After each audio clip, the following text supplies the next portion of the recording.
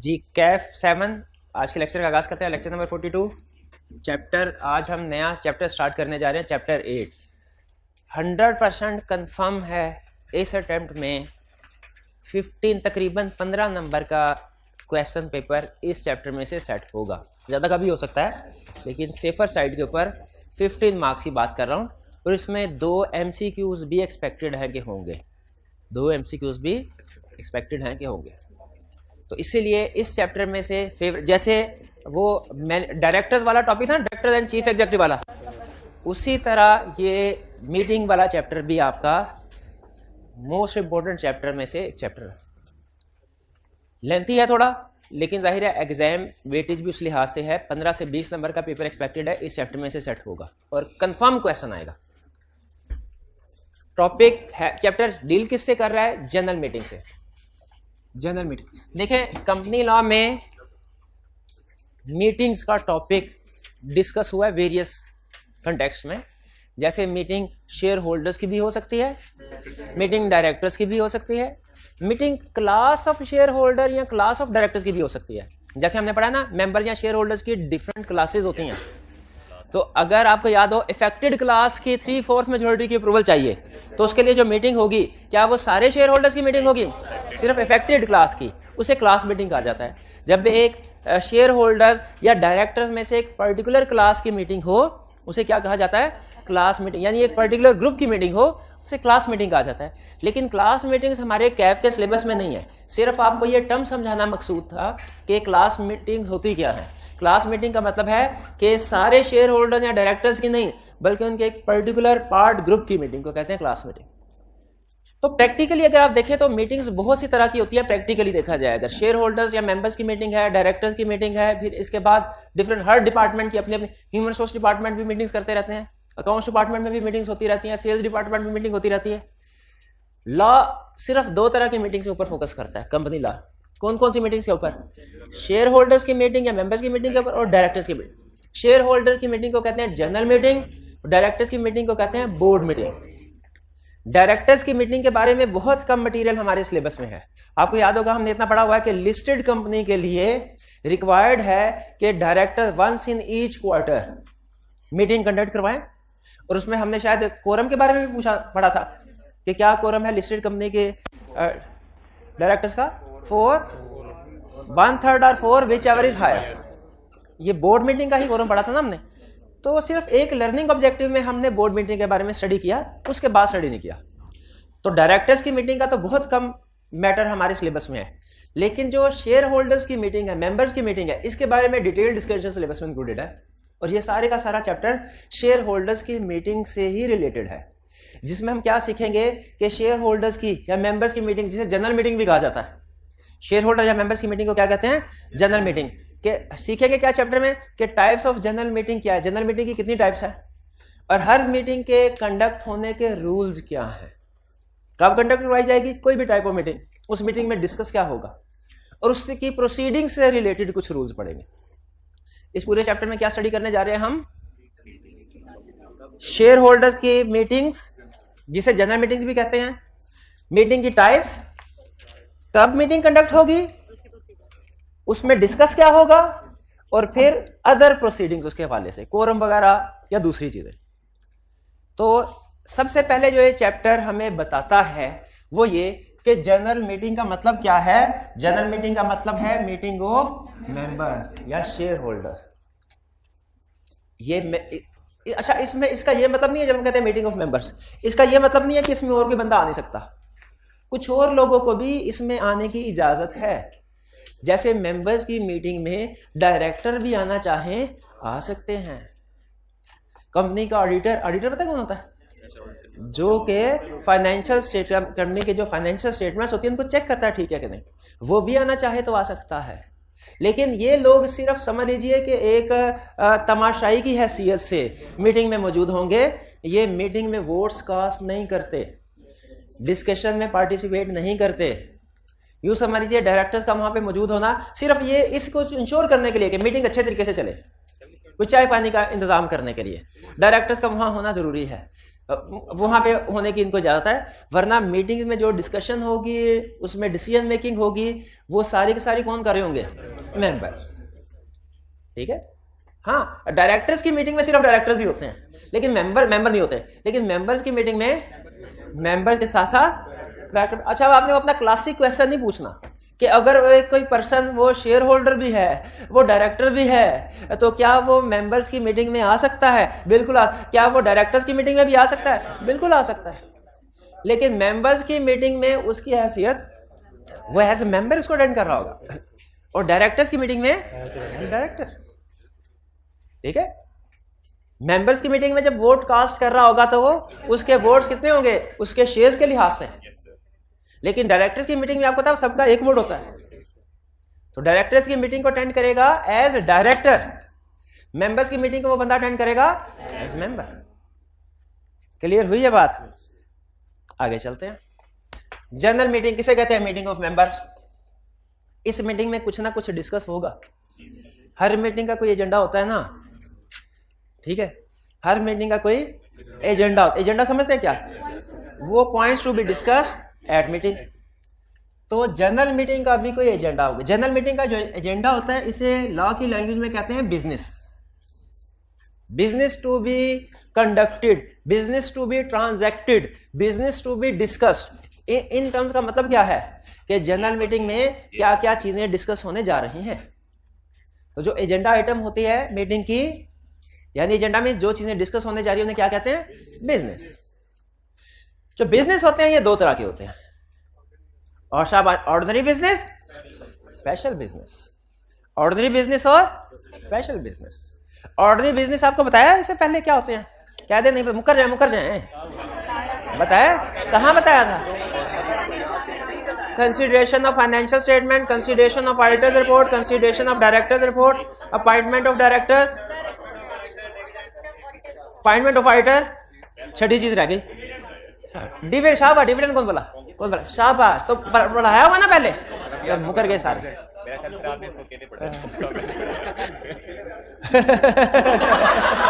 कितनी अच्छी बात की आपने, हमें दिल्ली मुसरत हुई आपकी बात सुन के। हमें आपसे यही उम्मीद थी प्यारे भाई, हमने इससे पहले पढ़ाई हुई है क्लास में। ऑर्डिनरी बिजनेस की एग्जांपल थी 6, मुझे याद है। हाँ, consideration of financial statement, consideration of auditors report, consideration of directors report, appointment of auditor, appointment of election of directors, dividend. फिर से सुन लें, consideration of financial statements, consideration financial and dividend, क्योंकि फाइनेंशियल में प्रॉफिट होगा तो dividend मिलेगा। फिर उसके बाद अपॉइंटमेंट ऑफ ऑडिटर और कंसिडरेशन ऑफ ऑडिटर्स रिपोर्ट, फिर इलेक्शन ऑफ डायरेक्टर्स और consideration of director report. Director और डायरेक्टर रिपोर्ट 2 पॉइंट हो गए, ऑडिटर और ऑडिटर रिपोर्ट ये 2 पॉइंट हो गए, फाइनेंशियल स्टेटमेंट्स और डिविडेंड ये तो 6 हो गए।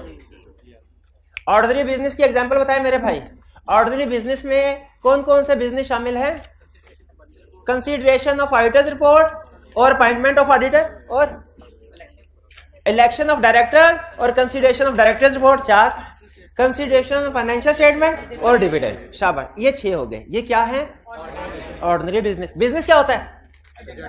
वो एजेंडा आइटम जो मीटिंग में डिस्कस होने जा रही है। अच्छा, बिजनेस की 2 टाइप्स हैं, एक ऑर्डिनरी बिजनेस, एक स्पेशल बिजनेस। अब ऑर्डिनरी बिजनेस की 6 एग्जांपल मैंने आपके साथ शेयर कर दी। स्पेशल बिजनेस किसे कहते हैं? इसके अलावा इन 6 आइटम्स के अलावा जितने भी बिजनेस हैं उन्हें हम स्पेशल बिजनेस कहते हैं। स्पेशल बिजनेस की एग्जांपल्स क्या है? एग्जांपल्स क्या है? Alteration in memorandum and articles of association, removal of chief executive, और एक और तीसरा भी बताया, इन्वेस्टमेंट इन एसोसिएटेड कंपनी। ये 3 एग्जांपल्स हैं स्पेशल बिजनेस की। कोई बस कर दे, ये 3 एग्जांपल्स हैं स्पेशल बिजनेस की। ठीक है।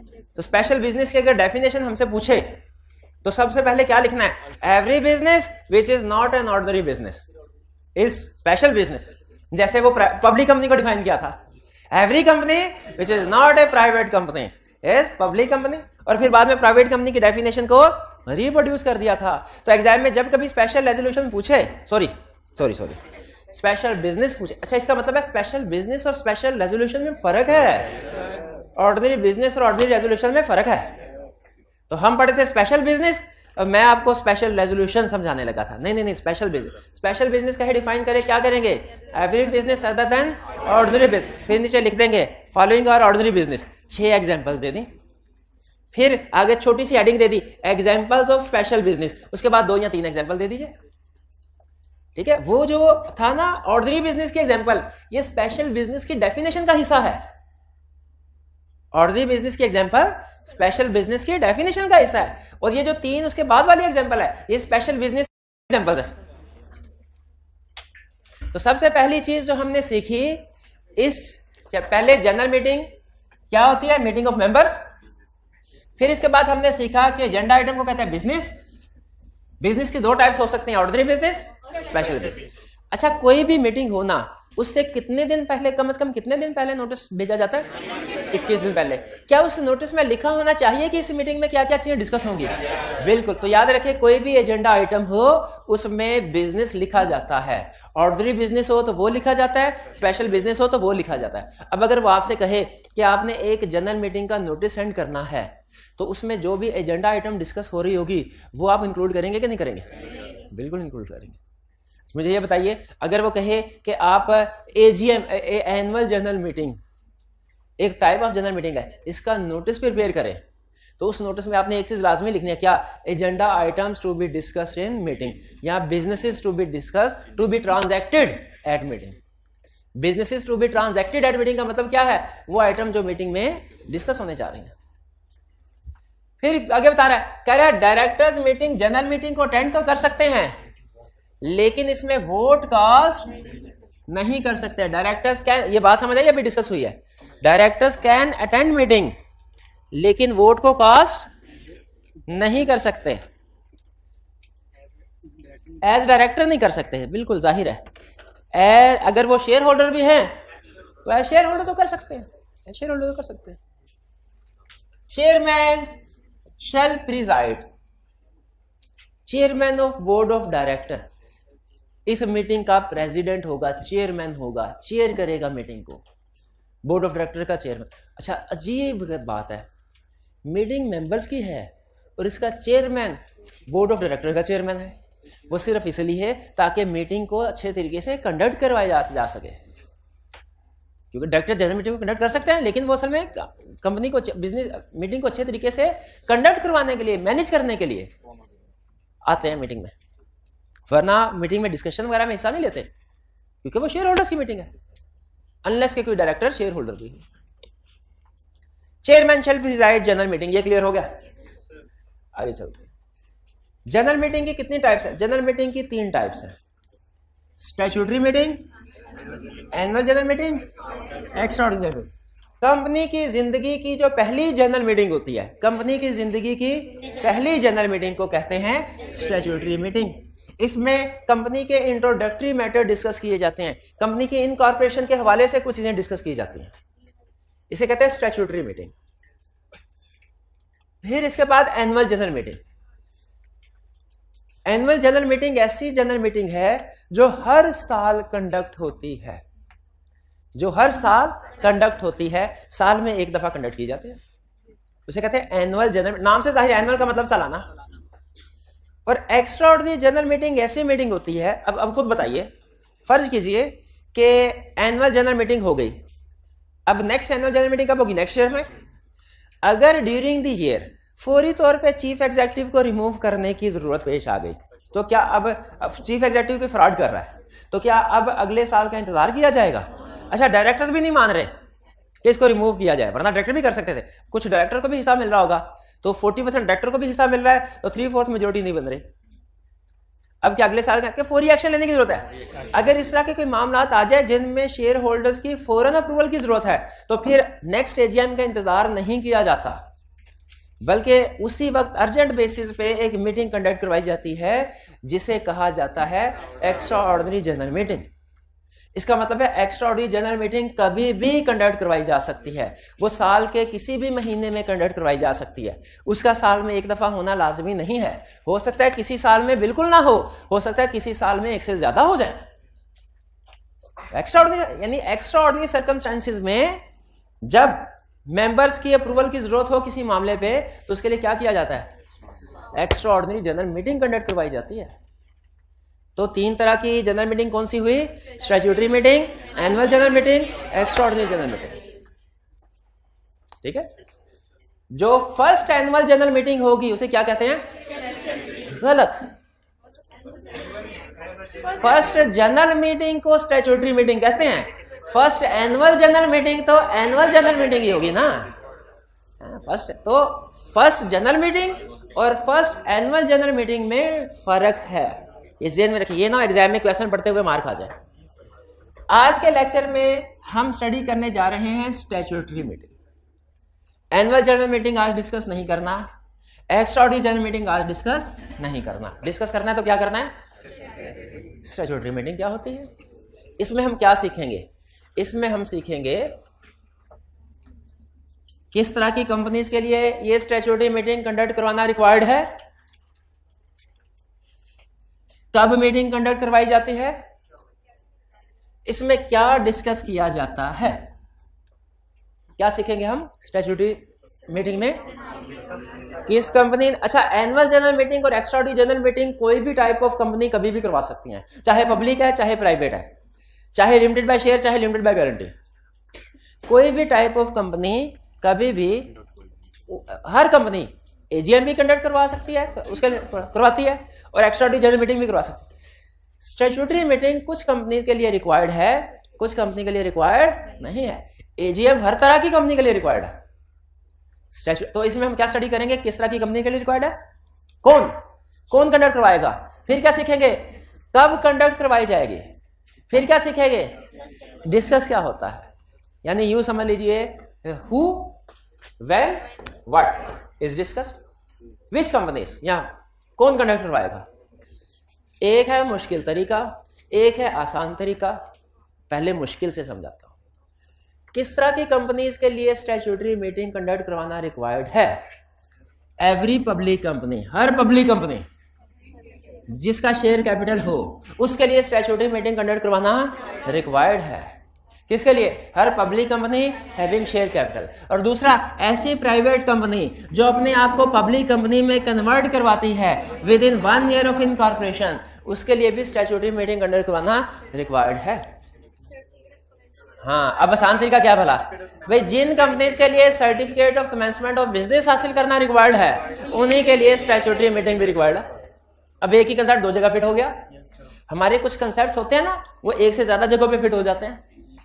जैसे हम ये अभी तो ये पढ़ा हमने, कौन सा कंसेप्ट, कि किस तरह की कंपनीज के लिए स्टैट्यूटरी मीटिंग कंडक्ट करना जरूरी है, तो उसी तरह की कंपनीज, उनके लिए certificate of commencement of business हासिल करना भी जरूरी है, और उन्हीं कंपनीज के लिए स्टैट्यूटरी मीटिंग भी जरूरी है। इसके अलावा और कौन सा कंसेप्ट था जो हमने एक से ज्यादा जगह पे फिट किया था? Variation in share holders rights. इसको कैंसिल करवाने के लिए जो रूल्स थे और डायरेक्टर्स के इलेक्शन को इनवैलिड करार करने के लिए जो रूल्स थे, और जनरल मीटिंग की प्रोसीडिंग्स को इनवैलिड करार करने के लिए जो रूल्स थे, वो सारे सेम थे। सिखाया नहीं था आपको? 10% शेयर होल्डर किसके पास जाएं? कोर्ट के पास। कब जाएं? 30 दिन के अंदर, और जाके ये साबित कर दें जो भी लिखा हुआ था। तो ये कंसेप्ट 3 जगहों पे एज इट इज अप्लाई होता है तकरीबन। किन किन 3 जगहों पे? Variation in shareholders right, declaration of election of director invalid, और declaration of general meeting invalid proceedings. General meeting में भी, डायरेक्टर्स की मीटिंग, इलेक्शन, डायरेक्टर का इलेक्शन भी, और शेयर होल्डर राइट में। 3 जगहों पे सिमिलर कंसेप्ट। तो कोई ना कोई हर दफा पूछ लेता है वो, या एक अटेम्प्ट छोड़ के तो जरूर पूछ लेता है। और इसी तरह ये 2 कंसेप्ट हमारे पास। भाई ये क्लियर होगा? स्टैट्यूटरी मीटिंग कब करवाई जाएगी? स्टैट्यूटरी मीटिंग का एक दूसरा नाम क्या है? First general meeting. ये फर्स्ट जनरल मीटिंग या स्टैट्यूटरी कब करवाई जाएगी? Within 9 months from date of incorporation. Date of incorporation, date of incorporation कौन सी होती है? जिस दिन कंपनी रजिस्टर्ड हुई है। सर्टिफिकेट ऑफ इनकॉर्पोरेशन के ऊपर ये डेट लिखी होती है। Within 9 months from date of incorporation और within 180 days from commencement of business, whichever is earlier. इसका मतलब क्या हुआ? यानी एग्जाम में अगर आपसे पूछे कि बताओ इस कंपनी की स्टैट्यूटरी मीटिंग कब तक होनी चाहिए, तो आपने सबसे पहले ये देख लेना है इस कंपनी की मीटिंग होनी भी चाहिए कि नहीं। ये ना प्राइवेट कंपनी हो और आप कैलकुलेशन में पड़ जाए, पहले ये देख लेना चाहिए इसकी मीटिंग होनी भी चाहिए कि नहीं। और अगर होनी चाहिए तो फिर आपने एक कैलकुलेशन करनी है 9 मंथ्स फ्रॉम इनकॉर्पोरेशन और दूसरी कैलकुलेशन करनी है 180 days from commencement of business. दोनों में से जो डेट पहले आ रही हो आपने कहना है इस डेट तक आपको स्टैट्यूटरी मीटिंग कंडक्ट करवानी चाहिए। स्टैट्यूटरी मीटिंग कब कंडक्ट करवानी चाहिए? विद इन, पहले डेट कैलकुलेट करेंगे 9 मंथ्स फ्रॉम इनकॉर्पोरेशन, फिर डेट कैलकुलेट करेंगे 180 days from commencement of business. दोनों में से जो पहले आ रही हुई हम कहेंगे कि इस तारीख तक स्टैट्यूटरी मीटिंग कंडक्ट होनी चाहिए। हाँ, लेकिन अगर आपने स्टैट्यूटरी मीटिंग कंडक्ट करवाने से पहले एजीएम कंडक्ट करवा ली तो फिर स्टैट्यूटरी मीटिंग रिक्वायर्ड नहीं है। Statutory meeting is not required if AGM conducted before statutory meeting, क्योंकि स्टैट्यूटरी मीटिंग में जो प्रिलिमिनरी मामला डिस्कस होने हैं अगर एजीएम होगी तो उसमें डिस्कस हो जाएंगे, फिर इसकी अलग से जरूरत ही नहीं है। क्लियर हुआ? अभी तक हमने जनरल मीटिंग की कितनी टाइप्स? 3। कौन कौन सी? Statutory meeting, annual general meeting, आज कौन सी मीटिंग पढ़ना है? Statutory meeting. स्टैट्यूटरी मीटिंग हमने क्या क्या पढ़ना है? किन कंपनीज के लिए रिक्वायर्ड है, कब रिक्वायर्ड है, क्या डिस्कस किया जाता है। किन कंपनीज के लिए रिक्वायर्ड है? Public company having share capital, private company converted into public within 1 year of incorporation. कब रिक्वायर्ड है? 9 months from date of incorporation और 180 days from commencement of business. whichever is earlier या whichever is later? whichever is earlier. whichever is earlier। शाबाश, ये clear होगी बात। अब चलते हैं आगे। Discuss not required. Statutory meeting कब कंडक्ट करना required? Public company having share capital के लिए भी स्टैट्यूटरी मीटिंग कब कंडक्ट करना रिक्वायर्ड नहीं है? अगर annual general meeting statutory meeting से पहले कंडक्ट करवा ली जाए। हो सकती है अभी एजीएम में पढ़ेंगे कि एजीएम कब कंडक्ट होनी चाहिए। वो कहता है इनका एक साल में पहली एजीएम कब होनी चाहिए, कहता है साल के अंदर जब मर्जी कर लो। स्टडी करेंगे एजीएम में, ये आपको ज्यादा क्लियर हो जाएगा जब एजीएम की पढ़ेंगे ना कब फर्स्ट, तो आपको पता चलेगा कि आप इनकॉर्पोरेशन होने के 1 महीने बाद ही एजीएम कंडक्ट करवा सकते हैं, कोई प्रॉब्लम नहीं। स्टैट्यूटरी मीटिंग क्या डिस्कस होता है इसमें? Statutory report. स्टैट्यूटरी मीटिंग में क्या डिस्कस होता है? Statutory report. स्टैट्यूटरी रिपोर्ट में क्या डिस्कस होता है? स्टैट्यूटरी मीटिंग में जनरली आपको पहले बता देता हूं, फिर स्पेसिफिक 1 बाय 1 पॉइंट डिस्कस करेंगे। स्टैट्यूटरी मीटिंग में जनरली कंपनी की इनकॉर्पोरेशन के हवाले से जो मामलात होते हैं ना, स्टार्टअप के हवाले से, वो डिस्कस हो रहे होते हैं। इंट्रोडक्शन निकाले तो स्टैट्यूटरी रिपोर्ट में क्या क्या कंटेंट्स हैं ये गौर से पढ़ लें, समझ लें। एग्जाम में रिप्रोडक्शन के क्वेश्चन में पूछ लेता होता है कि बताओ स्टैट्यूटरी रिपोर्ट के कंटेंट्स क्या हैं। 5 नंबर के साथ क्वेश्चन पूछ लेगा और आप 5 कंटेंट्स लिखेंगे। हालांकि ज्यादा लिखें, कोशिश करें 8, 9, 10 जितने भी हैं सारे लिख लें। चलें 8 लिख लें, कम से कम 8 तो लिख लें। 9 लिख लीजिएगा मेरे भाई, 5 से ज्यादा लिख लीजिएगा। समझ लो कंटेंट्स, समझ गए होंगे। कंटेंट्स क्या है स्टैट्यूटरी रिपोर्ट के? कंटेंट्स का मतलब इसमें क्या क्या चीज डिस्कस होगी?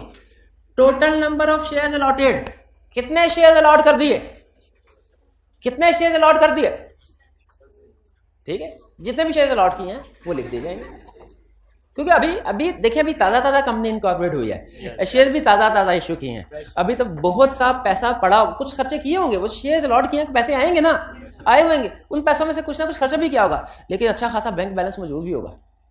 तो वो ये कहता है कि सबसे पहले आपने स्टैट्यूटरी रिपोर्ट बताया शेयर्स कितने अलॉट किए।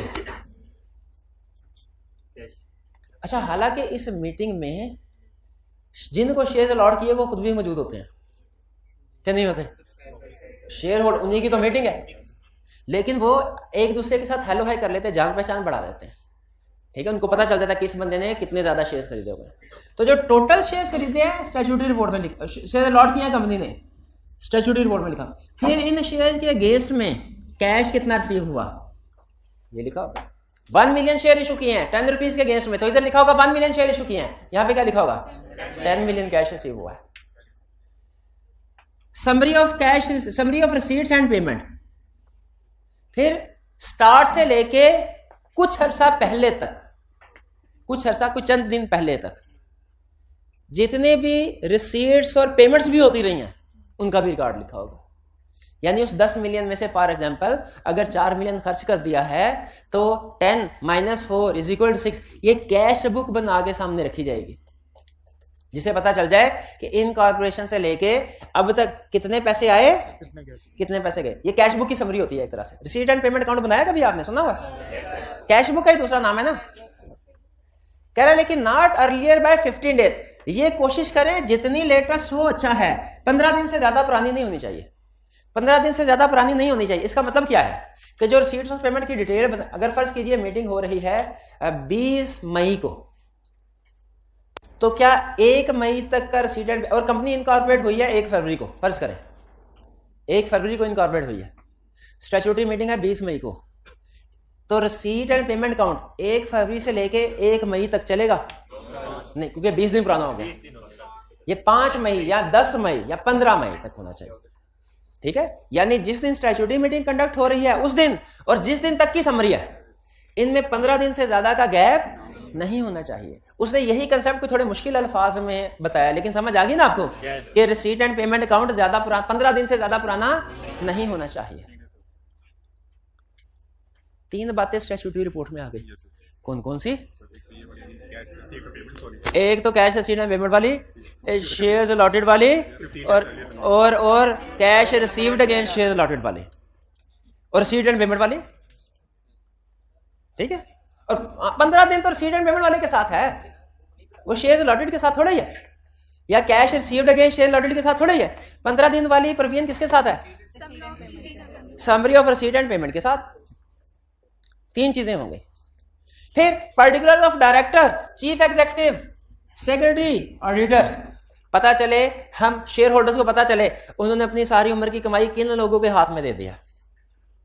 पर्टिकुलर जो कंपनी को चलाएंगे, ये कौन लोग हैं, क्या मार्केट में इनकी अच्छी पोजीशन है, सारे। हालांकि इनकी नॉमिनेशन आपको पता है सब्सक्राइबर्स ही करते हैं, लेकिन मैं भी शेयर होल्डर में सब्सक्राइबर के अलावा दूसरे लोग भी हों, उन्हें पता चल जाएगा कि भाईजान ये जो कंपनी अब चलानी है किन लोगों ने चलानी है।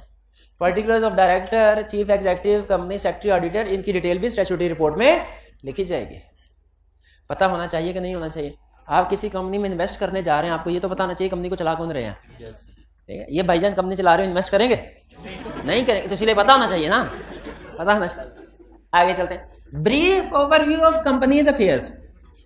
कंपनी के अफेयर्स मीन मामलात, कंपनी के मामलात का ऊपर, कंपनी किस तरह की ट्रांजैक्शन कर रही है, मैन्युफैक्चरिंग है, रिटेल है, ऑटो सेक्टर में है के शुगर सेक्टर में है, किस सेक्टर में है, एयरलाइन में है, किस सेक्टर में, कंपनी के अफेयर्स का brief overview. Next, particulars of contract which are to be modified. अगर कोई कॉन्ट्रैक्ट मॉडिफाई करना है उसके पर्टिकुलर।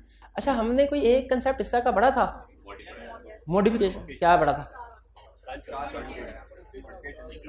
मॉडिफिकेशन ऑफ चार्ज नहीं, प्रॉस्पेक्टस इशू करते हुए अगर उसमें किसी कॉन्ट्रैक्ट की डिटेल लिखी गई है तो इशू करने के बाद वो मॉडिफाई नहीं हो सकता जब तक कमीशन की अप्रूवल ना हो।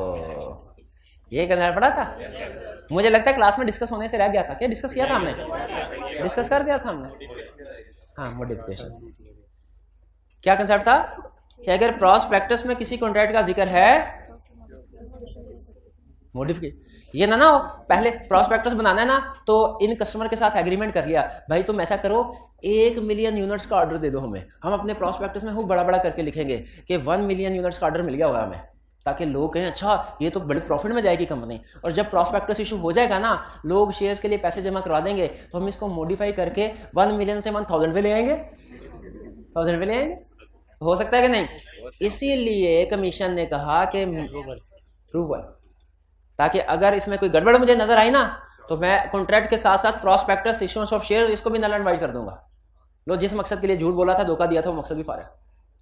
तो इसीलिए अगर स्टार्ट से लेके अब तक कोई ऐसा कॉन्ट्रैक्ट हुआ है तो मॉडिफाई करना है, तो अब शेयर होल्डर्स की अप्रूवल भी जरूरत है। शेयर होल्डर अप्रूव करेंगे तो कॉन्ट्रैक्ट मॉडिफाई होगा। Next, extend of carrying out और not carrying out underwriting contract. Underwriting contract क्या होता है? अंडर राइटिंग शेयर्स, ये क्या होते हैं? अंडर राइटिंग का मतलब क्या होता है?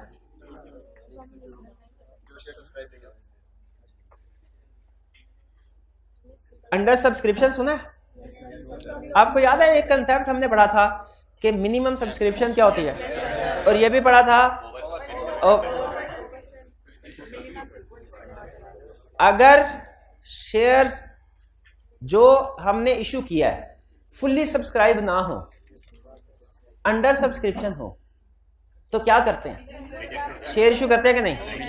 गलत कंसेप्ट। हाँ शाबाश, मिनिमम सब्सक्रिप्शन से ऊपर आ गए हैं शेयर तो फिर अलॉटमेंट हो जाएगी, और अगर मिनिमम सब्सक्रिप्शन जितने भी नहीं आए तो फिर वापस किए जाएंगे, अलॉटमेंट नहीं होगी। ये कंसेप्ट हमने पढ़ा। तो इसका मतलब है, जरा गौर से सुनिए, जब कभी कोई भी कंपनी शेयर इशू कर रही होगी उसे खतरा होगा, डर होगा, कहीं ऐसा ना हो मिनिमम सब्सक्रिप्शन पूरी ना हो। अगर मिनिमम सब्सक्रिप्शन पूरी ना हुई तो हमें 1 रुपया भी नहीं मिलेगा, क्योंकि हमें फिर वो सारे पैसे वापस करने हैं।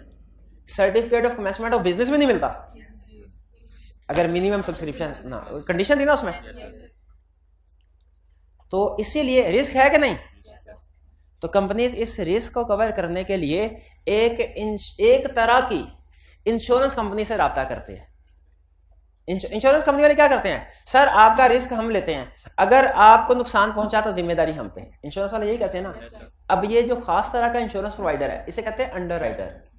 ये क्या इंश्योरेंस देता है? ये कहता है सर अब आप हमारे पास आ गए, बेफिक्र है, आप बेफिक्र होकर शेयर इशू करें, मिनिमम सब्सक्रिप्शन भी डिसाइड कर लें, जो हम जिम्मेदारी लेते हैं, गारंटी देते हैं आपके शेयर मिनिमम सब्सक्रिप्शन तक लोग सब्सक्राइब करेंगे।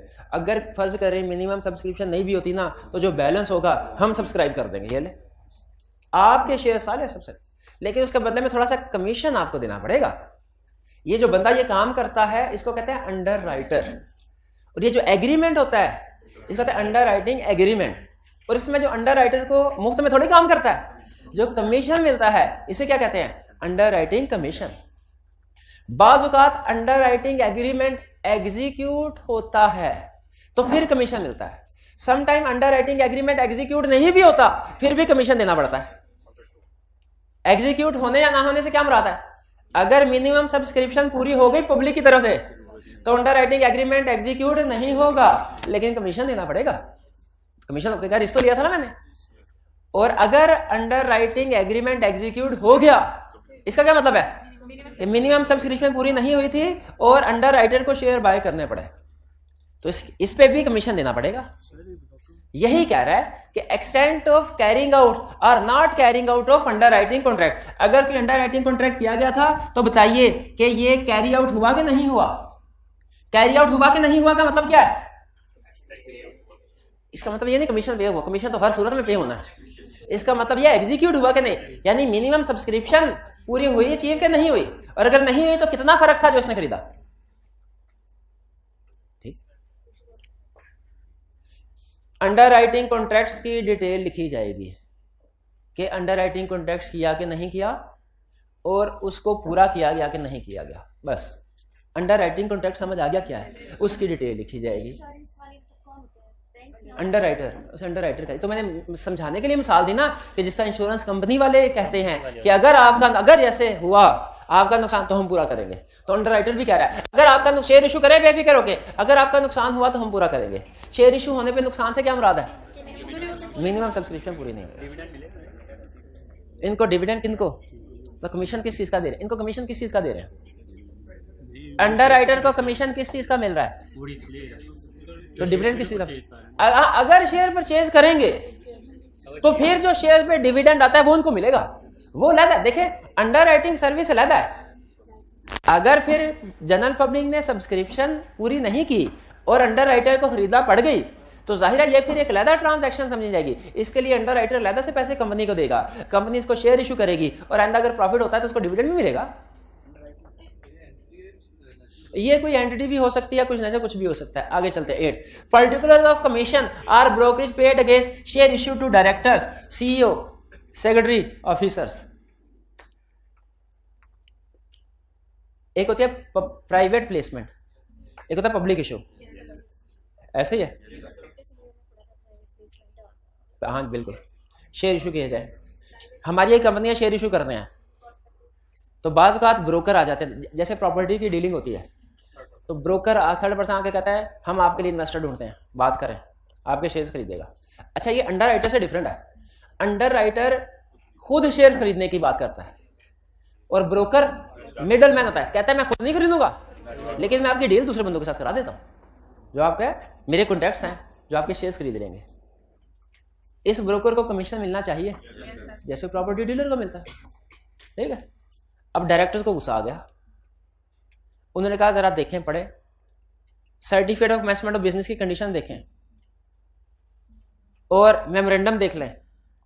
हम लोगों ने भी तो शेयर्स बाय किए हैं, हम लोगों ने फुल अमाउंट इन कैश पे की है, डायरेक्टर्स ने भी शेयर बाय किए। उन्होंने कहा हमने 4 मिलियन शेयर बाय किए, डायरेक्टर्स ने खुद, हमें किसी ने कोई कमीशन नहीं दिया।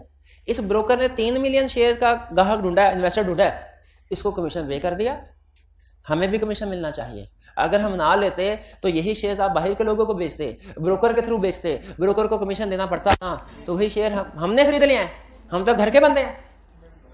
तो कंपनी ने कहा कोई बात नहीं, आप घर के बंदे हो इसलिए कमीशन नहीं देते। नहीं नहीं नहीं, घर के बंदे हैं इसलिए हमें ज्यादा कमीशन मिलना चाहिए। मैंने कहा नहीं चले ठीक है, जितना ब्रोकर को कमीशन देते हैं आपको ही दे देते हैं।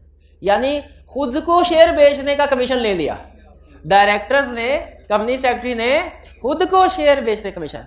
तो ये चूंकि एक थोड़ी सी रिलेटेड पार्टी ट्रांजैक्शन बन जाती है, थोड़ी सी सेंसिटिव ट्रांजैक्शन बन जाती है कि पता नहीं ये फेयर है कि नहीं, और पता नहीं कमीशन ज्यादा तो नहीं दे दिया गया, इसीलिए इसे भी स्टैट्यूटरी रिपोर्ट में इंक्लूड कर दिया जाता है।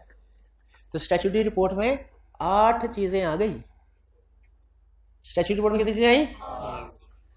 स्टैट्यूटरी रिपोर्ट में क्या क्या चीजें लिखी जाती है? सबसे पहले नंबर ऑफ शेयर अलॉटेड, दूसरा cash receipt against share allotted, तीसरा summary of receipt and payment 15 दिन से ज्यादा पुरानी ना हो, particulars of director chief executive. फिर इसके बाद brief overview of companies affairs, underwriting agreement, brokerage paid to share issue to directors और particulars of contract to be modified. या अच्छा, आप जरा सोच के बताइए, ये 8 कंटेंट है स्टैट्यूटरी रिपोर्ट के, इन 3 में और बाकी 3 में एक सरसरी डिफरेंस क्या है? बज़ाहिर जो ये सारी कैश फाइनेंशियल मैटर से डील कर रहे हैं, कैश डायरेक्टली कैश और सिग्निफिकेंट अमाउंट है। ये ज्यादातर नॉन कैश है, ज्यादातर, हालांकि कमीशन पेड वगैरह भी कैश में आप कर सकते हैं, लेकिन ज्यादातर ये नॉन कैश है, ये वाली कैश है और ये सिग्निफिकेंट बड़ी अमाउंट्स है। क्या इसमें डायरेक्टर्स डंडी मार सकते हैं इनको लिखने में? बड़े ईमानदार होंगे डायरेक्टर्स, हर चीज बिल्कुल 100% ठीक बना रहे होंगे और शेयर होल्डर्स को 100% ठीक रिपोर्ट करेंगे, ऐसा है। और भाई डायरेक्टर्स भी आप जैसे होते हैं, असाइनमेंट कल की कहीं चेक करवाए, हफ्ता पहले की असाइनमेंट चेक करवा लेते हैं। सुबह की क्लास में कहा, अच्छा यकीन कीजिए सच्ची बात, आज की बात, सुबह की क्लास में कहा असाइनमेंट, छोटे भाई का रजिस्टर लिया था, वो फिजिक्स की असाइनमेंट चेक करवाना शुरू सुबह सुबह सुबह बीला की क्लास में हुआ था फिजिक्स की। मैं खुदा का खौफ कर रहे हैं, ऊपर कहीं रॉकेट साइंस नीचे लिखी हुई थी। मैंने कहा ये तो मेरे बड़ों को भी नहीं आती है साइंस क्या लिखी हुई, ये मैंने कब करवा दी असाइनमेंट। ये काम करते हैं आप, तो आप उस्ताद के साथ ये काम कर सकते हैं, तो डायरेक्टर शेयर होल्डर के साथ नहीं कर सकते ऐसे? अच्छा चले, तो ये इसमें कोई गलती हो सकती है, इसीलिए लॉ ने कहा, क्या कहा कि ये जो 3 मैटर्स है ना, ये बहुत सिग्निफिकेंट है, इनमें हैवी कैश इन्वॉल्व है, इनके साथ ऑडिटर्स की रिपोर्ट अटैच करो, एक थर्ड पर्सन लेके आओ जिसे ऑडिटर कहते हैं, वो इन 3 चीजों की इन तीनों आइटम्स की एक चीज चेक करे और फिर लिख के दे कागज पे कि ये सही है कि नहीं। वो इनको बैंक स्टेटमेंट के साथ मैच करेगा अमाउंट्स को। तो ये जो स्टैट्यूटरी रिपोर्ट के ये जो 3 कंटेंट्स है ना, कौन कौन से 3 contents? Total number of shares allotted, cash received against share allotted, summary of, जो 15 दिन से ज्यादा पुरानी ना हो, इनके ऊपर ऑडिटर रिपोर्ट देगा। रिपोर्ट चेक करने के बाद रिपोर्ट दे, क्या रिपोर्ट देगा कि ये 3 चीजें ठीक है कि नहीं। शेयर्स के ऊपर कैश रिसीव्ड, ये बन गई। अच्छा बताइए, जो भी बंदा कोई रिपोर्ट प्रैक्टिकली बनाता है, नीचे लिखता है कि किसने बनाई, साइन करता है ताकि उसकी जिम्मेदारी हो, ठीक है। ये रिपोर्ट, अच्छा चाहे बनाई सारे डायरेक्टर्स ने मिलके होगी, लेकिन इसके ऊपर साइन कौन करेगा? क्या किसी के साइन होने चाहिए? किसी की तरफ से ऑथेंटिकेशन सर्टिफिकेशन होनी चाहिए, बिल्कुल होनी चाहिए, ताकि वो बंदे जिम्मेदारी ले रहे हो कि इसमें कोई गलती हुई तो हमारी जिम्मेदारी है। इसे कहते हैं सर्टिफिकेशन या ऑथेंटिकेशन। स्टैट्यूटरी रिपोर्ट को कौन सर्टिफाई करेगा, ऑथेंटिकेट करेगा? सीईओ, एक डायरेक्टर, कम से कम एक डायरेक्टर, और अगर लिस्टेड कंपनी है तो सीएफओ भी। स्टैट्यूटरी रिपोर्ट के हर सफे पे ये तीनों लोग साइन करेंगे, ताकि किस बात सबूत इस बात का कि हमने ये स्टैट्यूटरी रिपोर्ट चेक कर लिया है और ये बिल्कुल ठीक है, हमने बनाई। इसे सर्टिफिकेशन भी कहते हैं, इसे ऑथेंटिकेशन भी कह सकते हैं। तो कौन सर्टिफाई करेगा, कौन ऑथेंटिकेट करेगा स्टैट्यूटरी रिपोर्ट को? CEO plus at least one director, और अगर लिस्टेड कंपनी है तो सीएफओ भी। ऑडिटर भी तो सर्टिफाई करेगा? नहीं, वो स्टैट्यूटरी रिपोर्ट नहीं है, वो ऑडिटर रिपोर्ट है, और वो सिर्फ 3 चीजों के ऊपर है: shares, cash received against shares allotted, received and payment. अच्छा, आपको लफ्ज सेंड करना और फाइल करना, इसमें फर्क बताया था किसी लेक्चर में? सेंडिंग में और फाइलिंग में क्या फर्क है?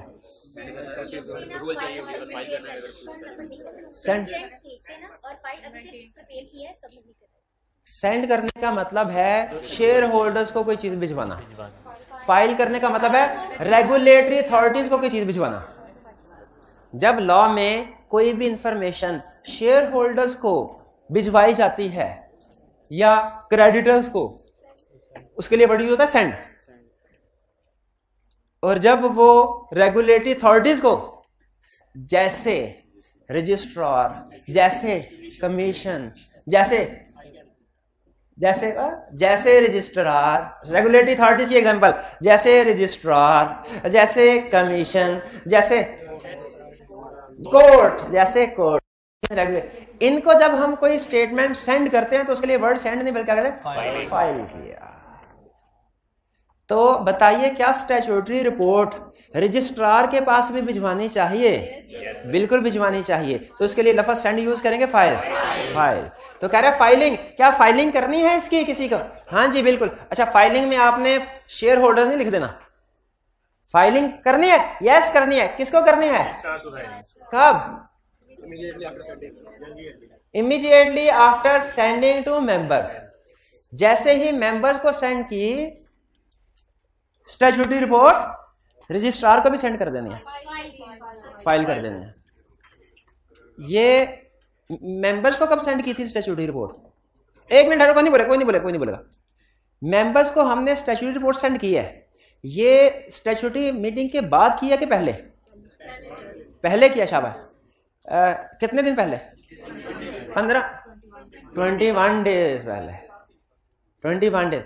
अच्छा, मुझे जरा सोच के बताइए, स्टैट्यूटरी मीटिंग से 21 दिन, कम से कम 21 दिन पहले जो शेयर होल्डर को नोटिस भेजा कि स्टैट्यूटरी मीटिंग होने वाली है, इस नोटिस के साथ स्टैट्यूटरी रिपोर्ट अटैच होगी कि स्टैट्यूटरी मीटिंग में सबके सामने पहली दफा रखी जाएगी?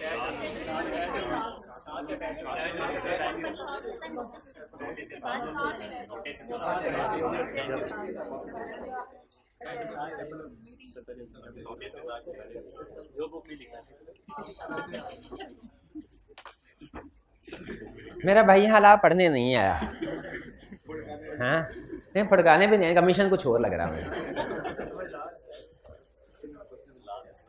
चले ये अब आप पढ़ के आइएगा। आपने ये लर्निंग ऑब्जेक्टिव पढ़ के ये सवाल मुझे नहीं बताना, मुझे पढ़ने दो, ढूंढने दो, ठीक है? तो फाइल कब करवाना है? जैसे ही मेंबर्स को सेंड की जाती है स्टैट्यूटरी रिपोर्ट, वैसे ही रजिस्ट्रार को भी फाइल की जाएगी। लेकिन कमीशन को नहीं, देखे रजिस्ट्रार को सेंड कर रहा। लिस्ट ऑफ मेंबर्स, कंपनी के जितने भी मेंबर्स हैं उनकी लिस्ट बनाई जाएगी और स्टैट्यूटरी मीटिंग में सबके सामने रख दी जाएगी। सर ये कंपनी के मेंबर्स है, कोई देखना चाहे तो देख ले, ओपन फॉर इंस्पेक्शन है। क्योंकि फर्स्ट टाइम सारे शेयर होल्डर्स इकट्ठे हो रहे हैं ना, तो कुछ शेयर होल्डर्स सारे आए, कुछ शायद ना आए हो, तो जो नहीं भी आ सके लिस्ट में उनका नाम होगा, लोग पहचान लेंगे, अच्छा हमारे साथ साथ इन लोगों ने भी कंपनी में पैसा इन्वेस्ट किया है। लिस्ट ऑफ मेंबर्स हो जाएगी। भाई समझ आ गई यहां तक? आखिरी कंसेप्ट अभी बता दूं कि ना? ये आगे और भी बहुत सी जगहों पे आएगा। हाँ? अभी एडजॉर्नमेंट, एडजॉर्नमेंट आपने कभी सुना है? केस इज एडजॉर्न्ड, हियरिंग इज एडजॉर्न्ड, ये कहाँ सुना है? कोर्ट में। क्या करने गए थे उधर? अच्छा, टीवी पे देखा था। बाज़ औक़ात ऐसा होता है कि जब कोई केस चल रहा हो और उस पेशी पे उसका फैसला ना हो सके तो समाअत मुलतवी कर दी जाती है, हफ्ते 2 हफ्ते के बाद की डेट देके, हफ्ते 2 हफ्ते बाद की डेट। उसी तरीके से स्टैट्यूटरी मीटिंग में ये सारी चीज़ें 1 बाय 1 डिस्कस हो रही होंगी। हो सकता है यहाँ तक आके डिस्कशन हो और फिर शाम के 5 बज जाए और फिर कहीं छुट्टी अगली दफ़ा मीटिंग करेंगे, बाकी चीज़ें तब डिस्कस करेंगे। नहीं, मैं समझा रहा हूँ। तो उस सूरत में क्या होगा?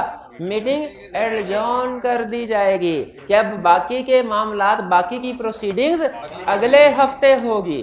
इसे कहते हैं मीटिंग एडजॉर्न होना। क्या मीटिंग, कोई भी जनरल मीटिंग एडजॉर्न की जा सकती है? यस, की जा सकती है। अच्छा बताइए, जब रीजनल मीटिंग हुई 5 तारीख को, इसमें 5 फैसले हो गए, 3 फैसले होना बाकी हैं। अब 12 मीटिंग एडजॉर्न कर दी गई, 12 तारीख को होगी। 12 तारीख को जब एडजॉर्न्ड मीटिंग हुई, इसमें जो फैसले हुए, क्या इन फैसलों का लीगल स्टेटस वैलिड है कि वॉइड है? ऐसा ही वैलिड है जैसा कि रीजनल मीटिंग में होता है। ठीक है, चलिए, ये था हमारा आज का लेक्चर जिसमें हमने जनरल मीटिंग में से एक टाइप स्टैट्यूटरी मीटिंग को डिस्कस किया। क्लियर? होम असाइनमेंट नोट कर लीजिए, ये रिटन फॉर्म में असाइनमेंट लाजमी आपने करके आना है। आज का लेक्चर यहाँ खत्म करते हैं हम। अल्लाह हाफिज़।